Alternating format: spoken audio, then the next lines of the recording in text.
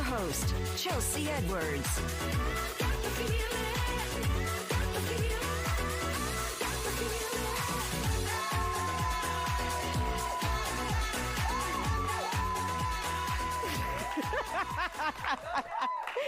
Hey, besties! Welcome to another episode of Chatting with Chelsea. I'm your daytime bestie, Chelsea Edwards. Today we have an incredible, very special woman who reminds us that greatness doesn't just happen. It is nurtured, guided, and prayed over by the people who love us the most.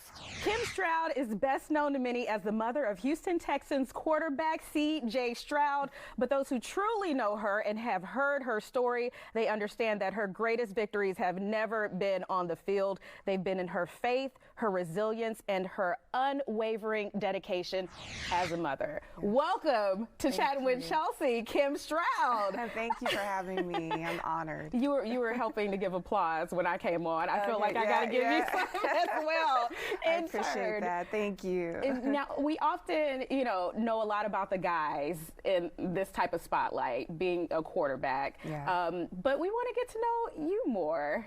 So awesome. You are from California. I am. We are natives of California, yes. How are you finding Texas, finding that switch? I love Texas. I love the culture here. I always call it the country city because I feel like the warmth of the country, but the city feel. There's so much to do out here. Love the food. Oh, yes.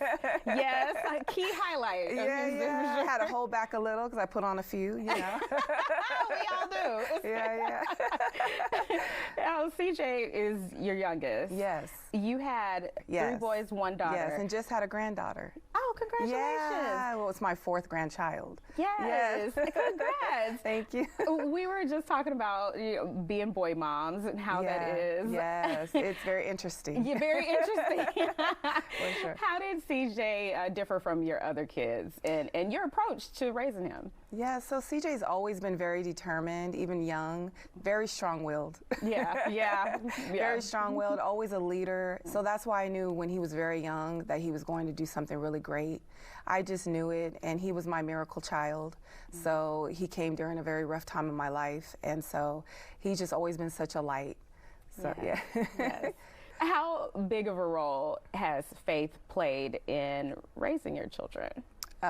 100% all the role, because I believe that you have to set a firm foundation when you're raising children, because that is what they grow off of. So whatever you set as when your children are young is what they pick off of when times get rough. You can only guide them so long and so far, and then they have to grasp their own ideas and their own ways of thinking, and you just hope and you pray that those seeds were planted correctly. And thank God, most of those seeds that I planted are still there. Yeah.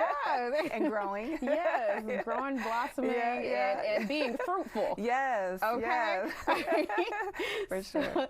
So you found yourself in a position many married women have found themselves in. The circumstances around yours they were unique. And then having to take on a single mom role Absolutely, yeah. Unexpectedly. Right. Talk about that time. What was the mindset shift that you had to make? My life took a huge pivot. I thought I would be married forever. I was going to have this great life, great family. And my life took a huge pivot in around 2011. We started having problems, financial problems, and unfortunately my former husband revisited drugs, and he became a full-on addict. I had to take my children and pretty much raise them on a single, very low income. At one point we were almost homeless. We had nowhere to go. No one would take us in. But one thing I never left is what we spoke about previously, is my faith.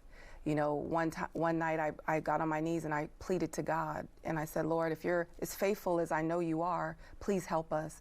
And the very next week we had a condo. And he opened that door for us. And so from there I got into property management, and I managed storage facilities. So okay. CJ was pretty much, his whole high school years was raised in a storage facility. Wow, okay, that's definitely a unique story there. A lot of people don't know that, but you know, when the college recruiters came, they pulled up to a storage facility. That's where y'all were living. Y'all had an apartment or something on site. Okay. But one thing I know about women is we have strength. And I remember one time I was out cleaning a storage unit and my son runs up and he's like, "Mom, how's your day?" You know, he's always so full of joy. He's an amazing child. All my children are. And he's seen me all dirty and he's like, "Mom, I'm getting us out of this. Just continue to be strong, Mom." And you know, here we stand today and I'm so grateful, but there's always a story behind the story. Yeah. You know, and I always encourage women, never ever give up. Always look forward, but never look too forward, never go too in the past. Always stay in the present, but remember that you have the strength within you to conquer anything.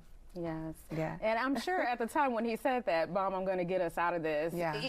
For moms, it's just kind of like, well, okay, baby, you know, that's not the priority. Right, right. We're just thinking about making sure that they're good in the here and the now. So to now be where you are and seeing that he came through on that promise, like, what does that mean for you? I always knew he was going to be great, you know, and one thing about CJ is he never let anyone tell him what he can't do. You know, and whenever he was, you know, shunned or people said you're not good enough, he always found ways to encourage himself, you know, and because of that, he encouraged me. He's my inspiration, you know, truly, you know, and I gather a lot of strength from, you know, how he's been able to come out of the adversity that our family has, you know, been met with. You know, sometimes it's not how you start, it's how you finish. Amen. Amen to that. Yes. And because of that adversity, that's one of the focuses of the CJ Stroud Foundation. Yes, absolutely. That you help run. So tell us a little bit about that, helping the single moms and all the other work that you do with the community. Yes, absolutely. As I spoke about, humanitarian work is extremely important to our family. Giving back is what you're supposed to do. But, you know, if you have to do what your heart tells you to do. And so our pillars of passion are single mothers, children affected by incarceration, and underserved communities. And it's because those are all the things that impacted our lives. You know, as a single mother, you know, that's something sometimes you're thrusted into and you really don't know how to do it, what resources you're going to pull from when you can't pay the rent. You know, are you going to pull from the light bill to pay the rent, or are you going to have no lights to pay the rent? So we try to help as much as we can with the CJ Stroud Foundation. We try to have, you know, as many events to help, or, you know, we reach out in ways, you know, just any way we can. So it's been amazing. My son truly has a heart for people. He'll give the shirt off his back, and a lot of people don't know that. You know, they look at the athlete, but the human behind the athlete is what the CJ Stroud Foundation is all about. Yes, I love it. I love that you instilled all of that in him, and we're seeing it come to fruition. You're doing so much incredible work. Thank you. Also with Black Sports Moms. Yes. We're going to take a quick commercial break, and then we're going to get into that, because I think that's incredibly cool, too. Thank you. You guys don't want to miss this. We'll be back with Kim Stroud right after this.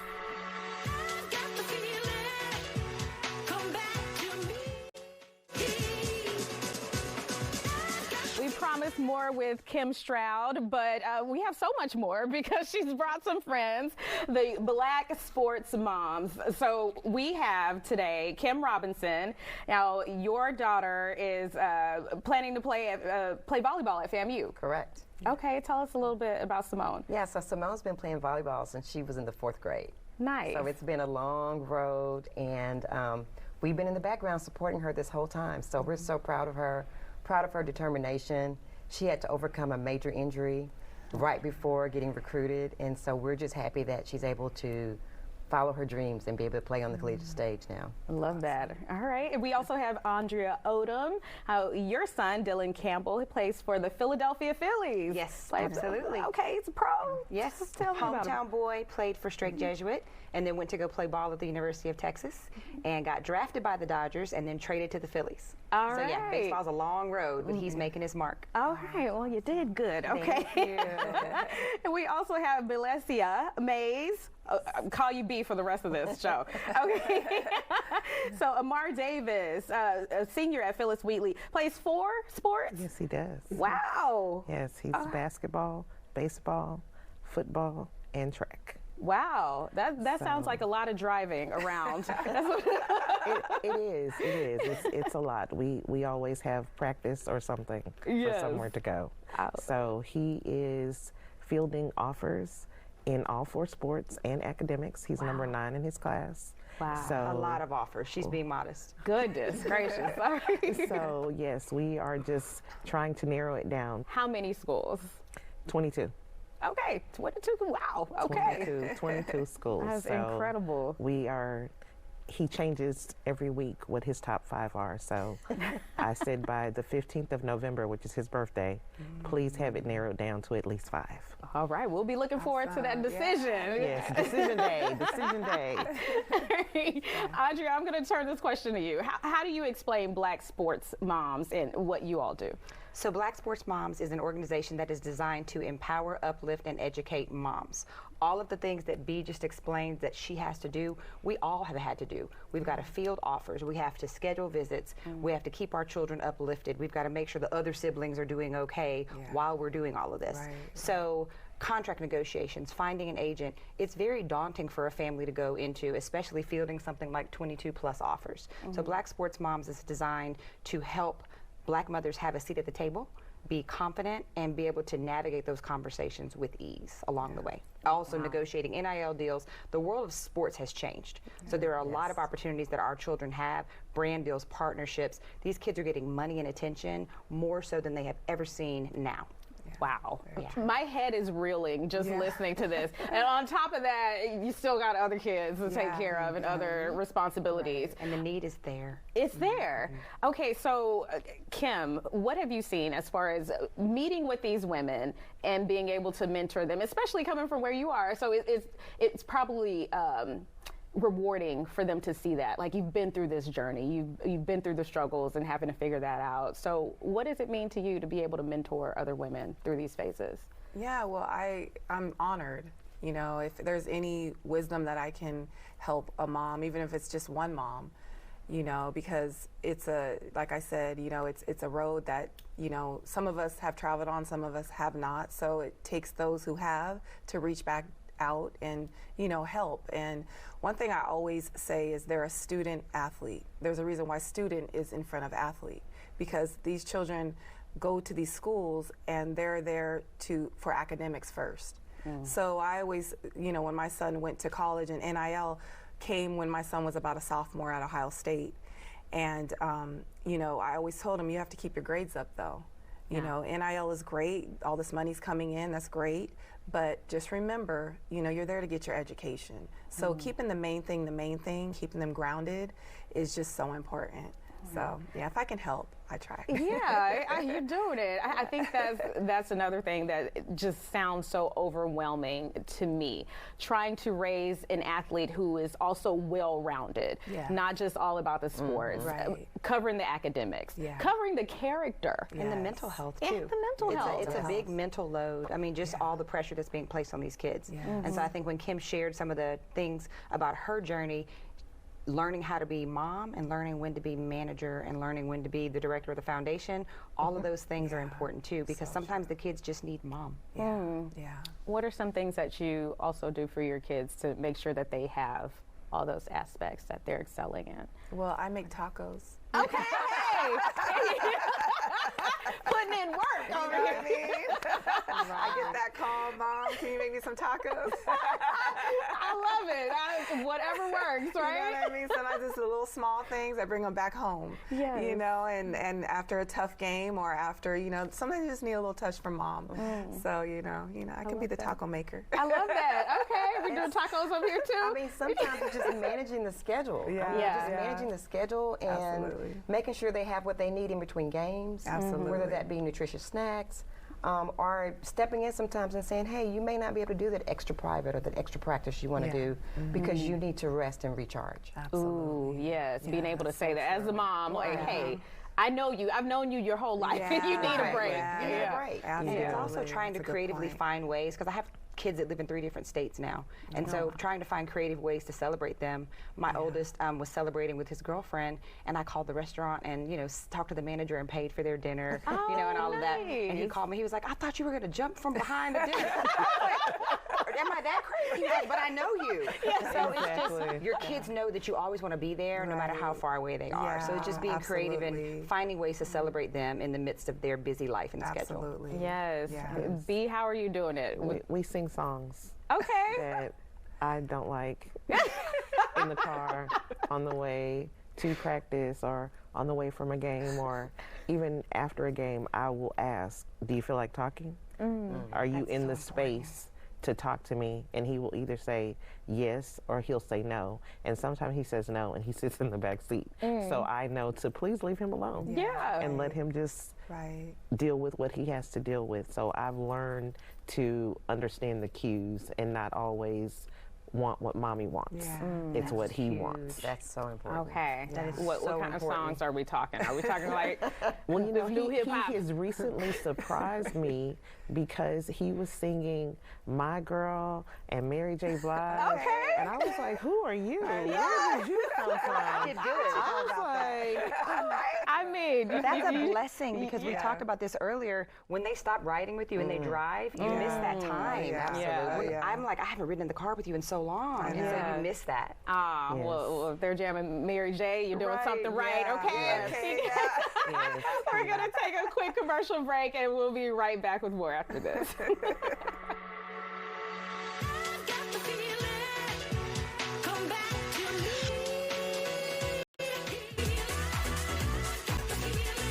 We are back with Kim Stroud and Black sports moms. Now, Adrea, I have to point out that people have said, like, hey, why is it just Black sports moms instead of is every sports mom? Exactly. What do you Well, say to it that? is all sports moms, but we believe that especially in the time that we're in right now, Black women need a space to commune, and we need our safe space. And on our t-shirt we say Black women birth the greatest athletes in the world. So Black Sports Moms actually is here to cater to everybody. We actually have partnerships where we will be going to universities and we'll be talking to all moms. But we also believe that there's a sacred space for Black women. And you know, Black women love to get together. Oh, And you know we love a good color coordinated activity. So our moms show up in their pink, gray, and silver and their vibrant colors. And so it's our safe space to lift each other up and to make friends. Yes. Okay, so you had your first conference here in Houston. What was that like for y'all?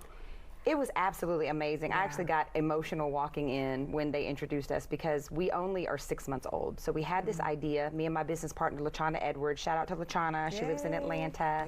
And so she is a contract and NIL attorney. And so she actually featured me as a momager in a Black History segment. Nice. Well, I saw all the engagement, and I said, have you ever done a conference? And she was like, no, but I want to, but I don't know how. And so we formed our business, and we reached out to Kim to see if she would be our keynote speaker. Not only did she do that, but on the day that we had our introductory call, the draft was coming up. So we said, you know what? We have a lot of draft moms who are uncertain about what this looks like. So Kim jumped on the phone and prayed over our draft moms. We had a whole Q&A session with some of our moms that were coming up with their kids being in the draft in that uncertain setting. Wow. So Are you doing like specific lessons, or is it more of networking and then you have mentors and people you can reach out to for advice? We do an entire day of curriculum, and so we do Mom to Momager is one of the sections, contract negotiation, the power of negotiating, branding, social media do's and don'ts. Some of our financial partners, we are sponsored by Prudential right now and JP Morgan Private Client. They come in and they do financial literacy and wellness workshops. And then we also always have a mental health professional who comes in and speaks about the importance. Because like we said, we the mom, we're the ones holding the glue together for our kids. And so we're trying to make them their best selves. And we're pushing all of those tools into them.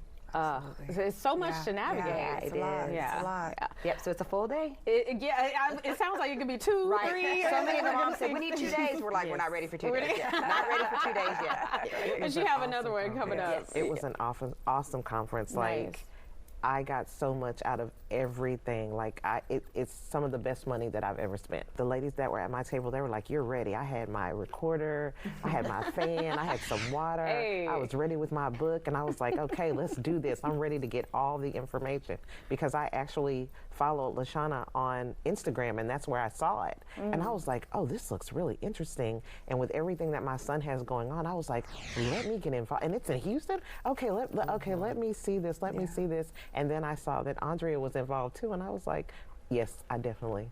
And they have their own crew, the Great Table 8. Yes. Their table has taken friendship to a whole nother level. Somebody's having a baby, they're having a baby shower. I love They've it. met for lunch. Yes. All kinds of stuff. We support each other's kids. We follow each other's kids on Instagram. One of the ladies just sent that her son got an NIL deal for baseball, and we were all like, congratulations. Wow. How do we support? What can we buy? We'll get stuff for people for Christmas. Everybody's just really involved. It's really great. I love that. It's like you're building a whole The family. community. It's a sense of community. Absolutely. Now you have another one coming up in Atlanta as well. So our series is called The Playbook. And the reason we did that is because we don't want you to just have another rah-rah empowerment where you walk away feeling great. We have action steps. We have goals that you fill out in the book. So it's called The Playbook. So now we have The Playbook Atlanta. That is going to be at Atlanta City Hall on November 8th. All right, we're going to take a quick commercial break, you guys. We'll be right back after this. Come back to me.